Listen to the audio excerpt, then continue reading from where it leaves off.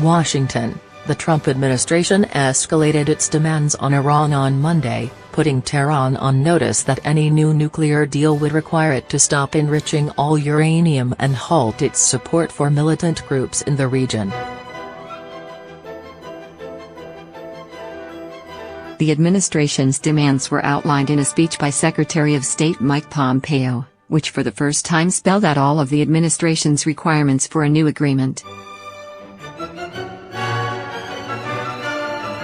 They mark a fundamental change from the 2015 agreement between Iran and six world powers that President Donald Trump abandoned earlier this month but which European leaders have sought to preserve. That agreement allowed Iran to enrich uranium under detailed arrangements in return for sanctions relief. In his speech at the Heritage Foundation in Washington, the Secretary of State said that the administration wouldn't try to renegotiate the old Iran deal. Instead, he outlined 12 basic requirements for a new deal, which toughen the nuclear demands and call for a wholesale change to Iran's military posture in the region.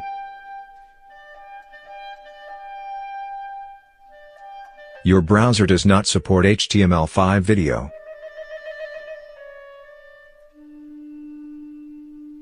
Iran reached a historic agreement with major world powers over its nuclear program in 2015. Under the deal, what did Iran give up and how is it benefiting? Wall Street Journal's Nikki Blasina explains. Originally published October 13, 2017.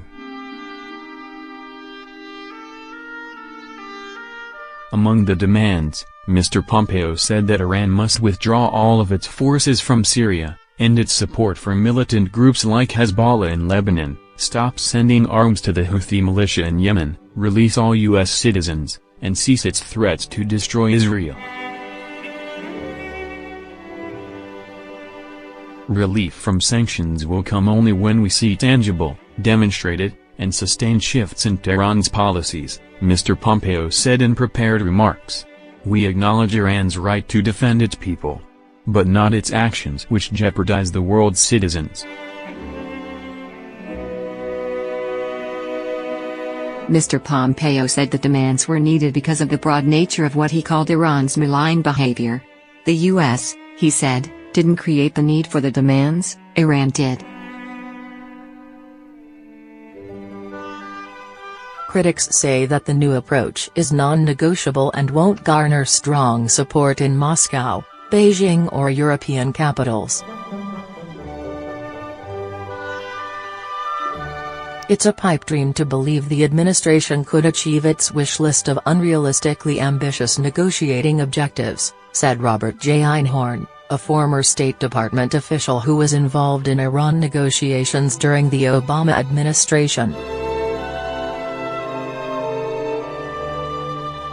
Mr. Einhorn said the Trump administration's new sanctions wouldn't be as effective as the ones that the Obama administration was able to put in place with the support of U.S. allies and other nations.